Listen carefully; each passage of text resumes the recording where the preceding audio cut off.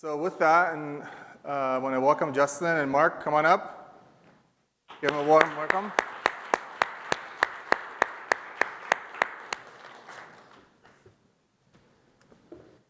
All right. John? Thank you. Thanks, man.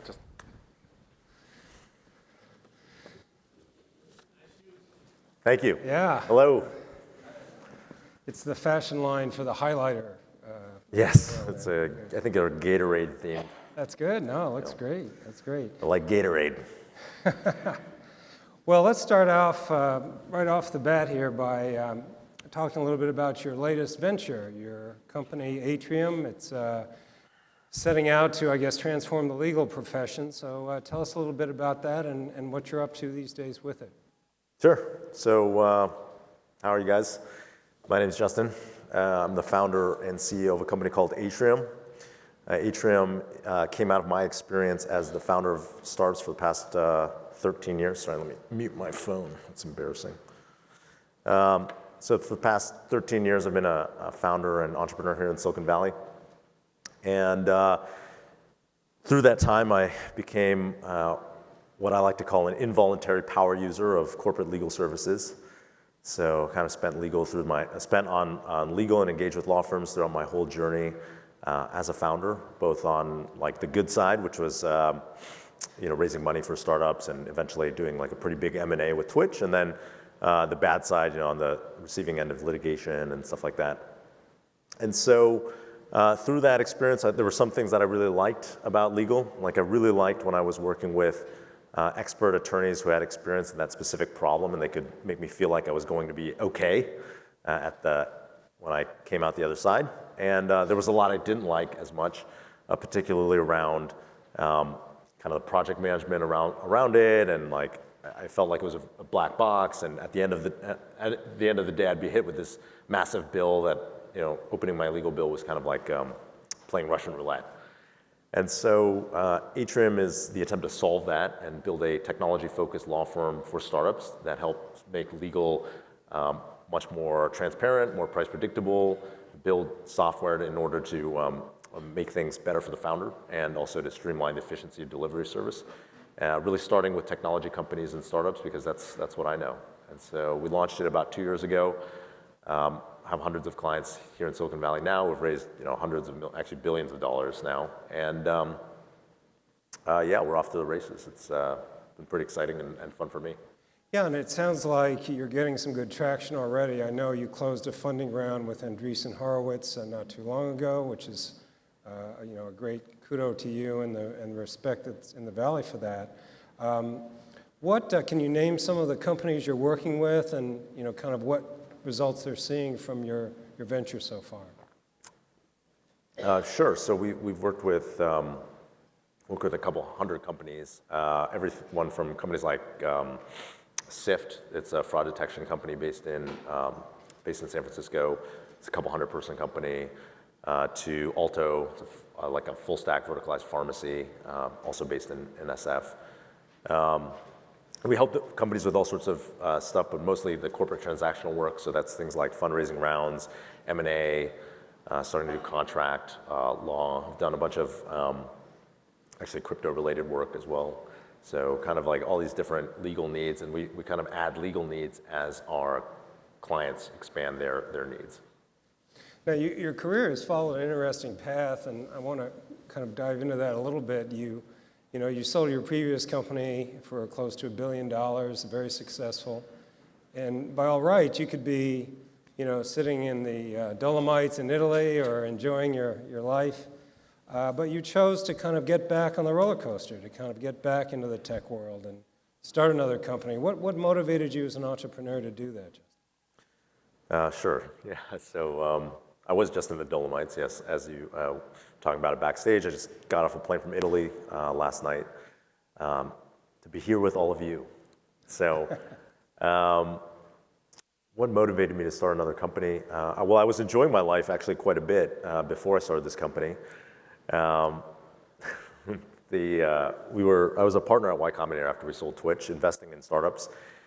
And that was interesting for a while. It was a good change of pace from being an entrepreneur because Well, as an entrepreneur, you always feel like you're failing, I think, is the kind of default mode, because you're either actually failing and you're like not growing and you know, it's a struggle, you can't figure it out, you're banging your head against the wall and so you feel like you're failing, or you are succeeding and you also feel like you're failing because you're kind of thrust in these greater and greater circumstances that you've never experienced before. You know, you might have created a product and been successful and then kind of grown it a little bit, and then now you have to figure out how to build a sales team, and then you fail at that for a little bit, and just when you figure out how to build a sales team, you get like this, now you have to figure out how to hire executives, and you've never done that before, and so you're failing at that.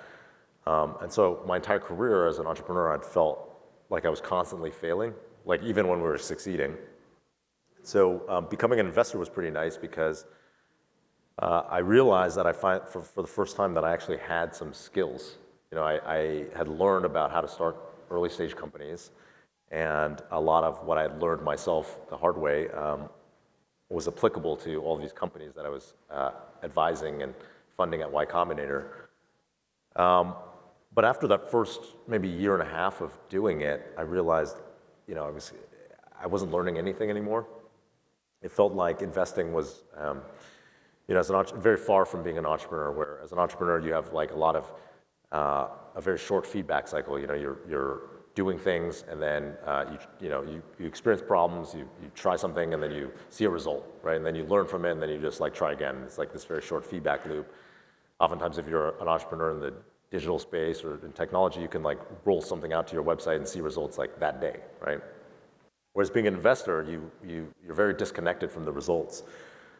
So we would fund a company, and then you kind of wait 5, 6, 7 years to see what happens. And by that time, you don't really care anymore, actually. It's a long time. Yeah. And so I wanted to get back into something where I felt like I was learning again, and I was forced to learn again. And so that's why I decided to start another company. And I think companies and being an entrepreneur is like a tremendous vehicle for really learning about yourself and being put into situations that you'll have to learn. And so I guess I just went back to what I knew, and I picked the idea for Atrium because it was something that a personal pain point I had experienced, and I thought it was a big market, and it was mostly execution risk, and so that's what we decided to do. So in preparation for our talk today, I was looking at some of your previous blog posts, and one of them you kind of outline the things that what you should or should not expect when you join a startup or you start a company. And I was struck by one that is kind of on the negative side, which is that management sucks, in a startup. I mean, that was one of the points you made. Can you talk a little bit about, what's kind of the love-hate side for you when you start a company? There's a lot of things that are great, a lot of things that aren't. How do you balance the two? That's a good question. I think most things, startups are kind of like, one thing I've been thinking a lot about and like working on is that is kind of my own internal happiness. And I realized recently that my happiness is completely disconnected from my external surroundings, external circumstances. Most of us are trained and socialized through society to think that our happiness is entirely dependent on our external circumstances. So you think like if I achieve this certain milestone, or I make this amount of money, or I get a career promotion or whatever, I'm going to finally be happy. And what you discover, either kind of the hard way of doing, actually going through this entire process yourself, or maybe by reading about it or learning, is that you're achieving those things will never actually drive any long-term happiness. And so the thing I guess I hate most about startups, or like that was kind of tough for me with startups, is that I felt like I was on this hedonic treadmill my entire career, where I was just trying to achieve something greater and greater and greater. And startups are like a very, they're kind of like an echo chamber that supports that idea, that if you just achieve this next milestone or get something that you think you want, you'll finally be delivered from like all the pain that you're experiencing, which is generally not the case. Or at least I've never experienced it to be, because your mind always invents new pains for you to experience as you kind of proceed down whatever path you're on. So I guess that's kind of like a meta level answer. I mean, there's specifically some things that are like pretty tough about startups. I think that they are terrible. Most startups have very poor management because they're started oftentimes by young people who don't have very much management experience. That's something that I definitely underweighted when I was much younger and starting companies. And so you kind of like learn everything. You learn everything the hard way. I think that the reason startups, the thing people kind of discount is that most startups in Silicon Valley are kind of succeeding despite themselves. Like they have like tremendous product market fit, or like this idea that just carries it, and so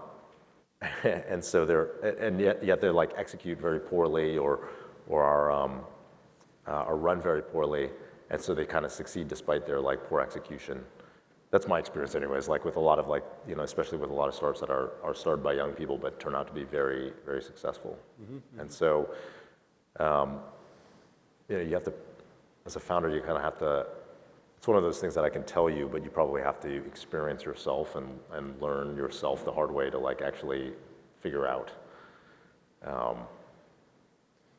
It's one thing to read the blog posts, go to conferences and so on, but until you've actually done it, it's a different story.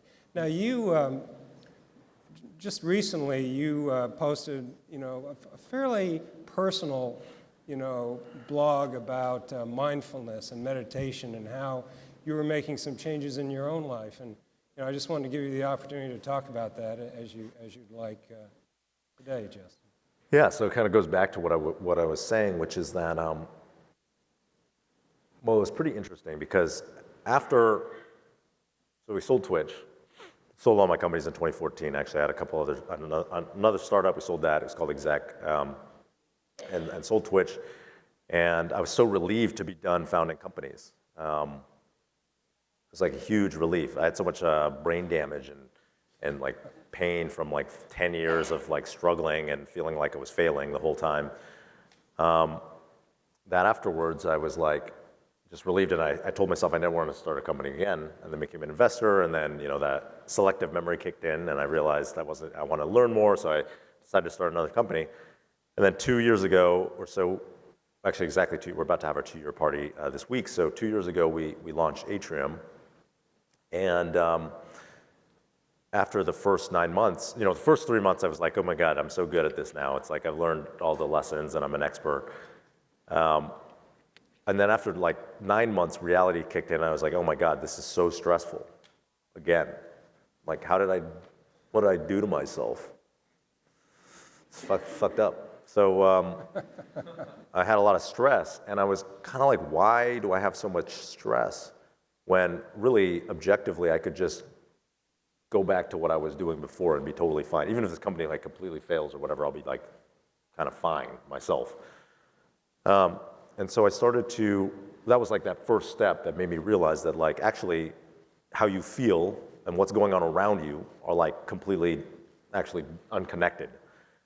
Or I should say what's going around you and then how you feel. And so I started looking for ways to work on how I feel as a way to like make it sustainable for me to actually like be in these high learning, kind of high pressure environments, startups, being the one that I'm in.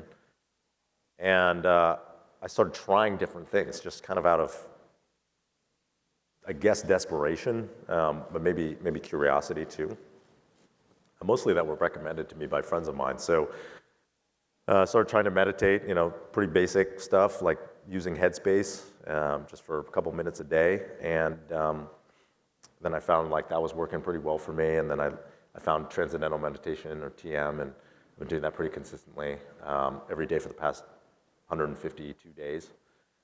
And then my friend told me about this idea called a gratitude journal. So you can actually have a physical journal, but I use this app called 5-Minute Journal. Just write down the things, 3 things you're grateful for every morning. And I thought it sounded pretty hokey, but I figured I'd try it for a week. And at 5 minutes a day, it was like a 30-minute investment. Let's just see what happens. And I realized after the first week, I found like I was noticeably happier, as it helped recontextualize all of the kind of roller coaster you're on through every day, or take any time period, you're going to have like this roller coaster experience where you have like high points and low points on an emotional level. And it who kind of recontextualized those in this context of these greater things that I was grateful for. And so, I've been doing it every day since last July, actually, and I've noticed I'm like much, much happier. And then there's a bunch of other stuff like daily exercise every day now, even if it's just for 5 minutes, like diet, focusing on sleep, and then just trying to focus on how I connect with other people around me. And what was amazing is that after a short period of time, I realized that these, I'd never felt happier in my entire life, including actually like the period of time immediately after we sold our company for almost $1 billion. So, I thought that was weird, but it turns out like you can do this stuff for free at any point in time. Like you don't have to be successful to do it. So I kind of wish that someone had told me all these things like 10 years ago. But I'm very happy that I found and invested in them now. Well, and your approach kind of speaks to the challenge. And as a journalist, I interview a lot of CEOs, a lot of founders of companies, people that are on the roller coaster, on the treadmill. And they're very focused. They want to be successful, but it's really hard to step back. You were involved in Twitch, became a great success. You're kind of a classic Silicon Valley success story in that way. But, you weren't happy. And the two aren't necessarily always paired, so you kind of have to take a step back sometimes in your own career to realize that, it sounds like. Yeah, definitely. I wouldn't say that I was unhappy. I would just say I was had some baseline that involved happiness sometimes and unhappiness sometimes. And now it's like all shifted up a lot, actually. Mm-hmm. Yeah. Well, I certainly don't want to let this time go by without asking about Twitch. You sold the company. Amazon has it now.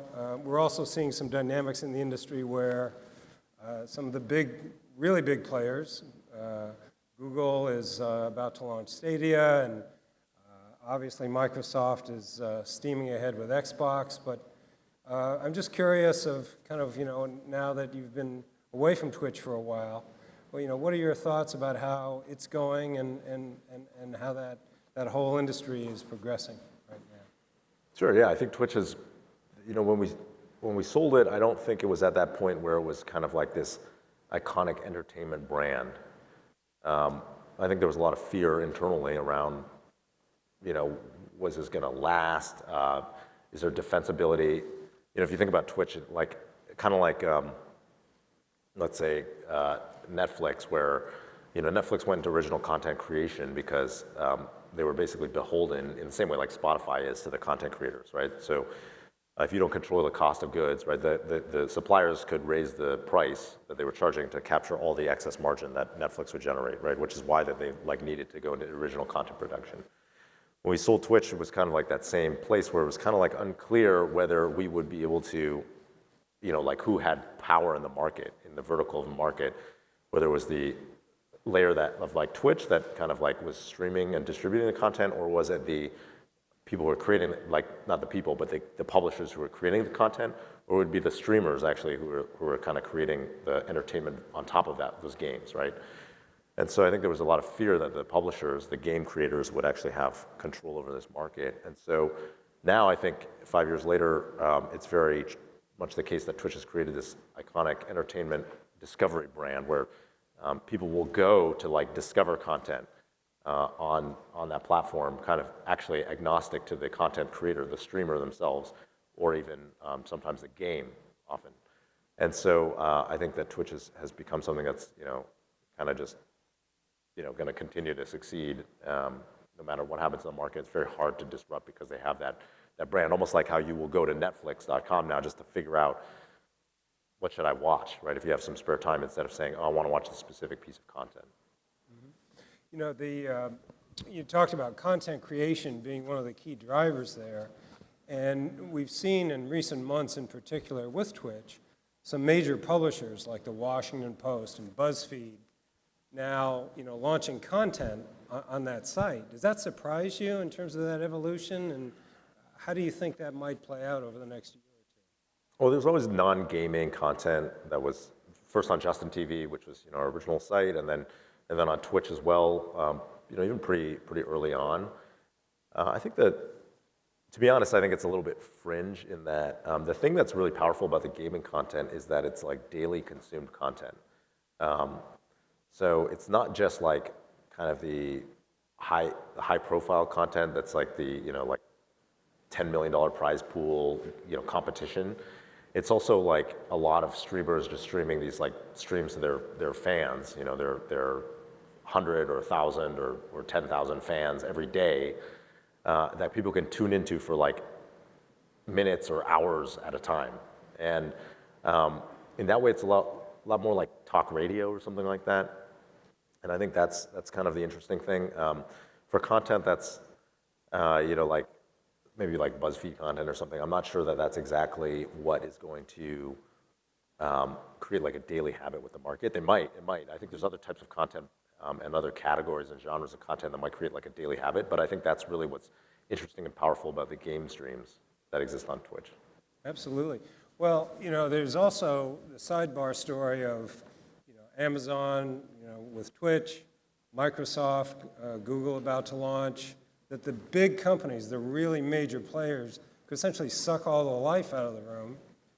All the air would be gone, and companies like the one you started would find it more difficult to gain a foothold in the industry. Do you think that's a danger in this case? Yeah, I think that's already happened.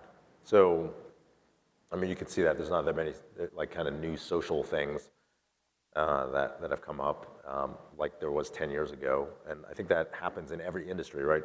Every industry goes through like a startup phase and then a maturation phase, and then these like giants are just, kind of dominate. And so the next wave of startups, I don't think are going to be like social video startups. I think they're going to be something else. That's kind of why I'm interested in Atrium, right? And you've seen all these verticalized full stack startups like a Compass or Forward, a medical startup, or Open Door kind of pop up.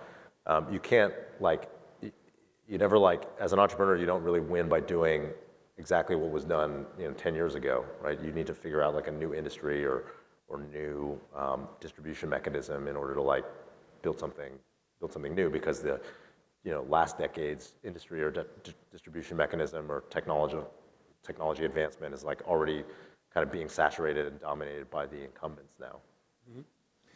So we talked about you, Justin. You wear kind of two different hats. In addition to, starting a new company, you're also an investor and still an active investor. Are there any particular companies that you're currently involved with on the investment side that you might like to call out for this audience here today that you think are interesting and keep an eye on?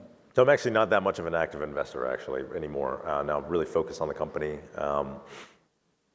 So I kind of stopped investing actually quite a bit.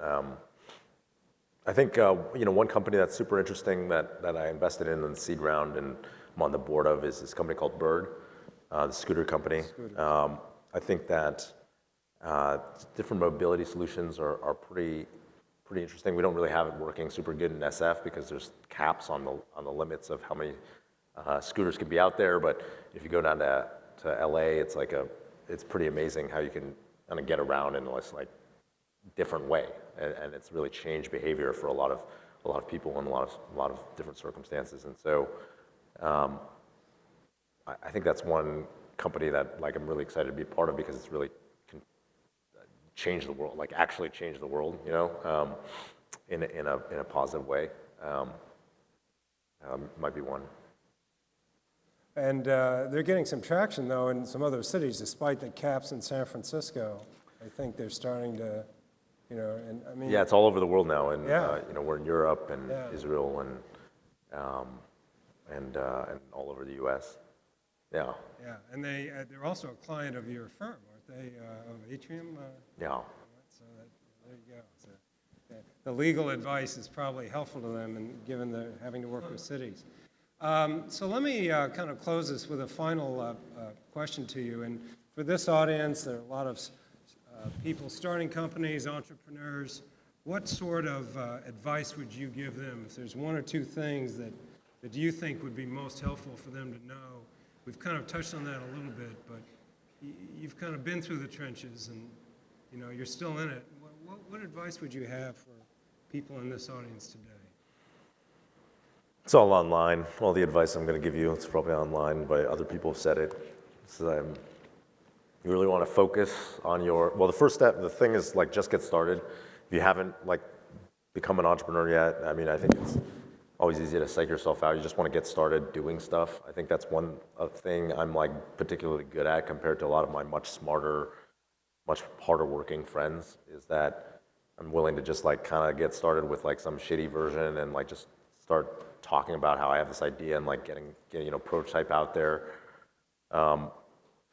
So I think the cost of starting a company now is like super low, and everyone should just kind of, if you're interested in being an entrepreneur, just get started and do it. Second thing is like really focusing is super important. I think many people, myself included, I'm like super guilty of this, is I always want to do too many things, and really just focusing on some core product and getting it super right, I think is like incredibly important. And usually what kills companies, I think, is a lack of focus, actually. And the third thing that I think is really important is just like the people that you work with. You really, really want to make sure that you have like aligned values, you like the people that you work with, you invest in building a relationship. I think a lot of times in startups, people are a little bit too much focused on like getting that next milestone and not as much about like recruiting and retaining and building relationships with the right people and like inside their company. And I think that's incredibly important. And also not forgetting to occasionally step back a little bit, meditate, and kind of think about your own life as well. Absolutely. Like you want to spend time for yourself. Like I took my vacation last week, meditated an hour and a half every day. You just want to spend time on yourself. I think it's really important. Actually, I've gotten incredible business insights. I know this sounds like some Silicon Valley shit right here, but like I had a day-long meditation retreat like maybe a month and a half ago, and I actually kind of freed my mind up to like change the context, and I came up with like what's now our moving forward business strategy for Atrium, or at least the core components of it. Yeah. All right. Well, we'll look forward to great things from Atrium. Please give Justin a warm round of applause. Thank you.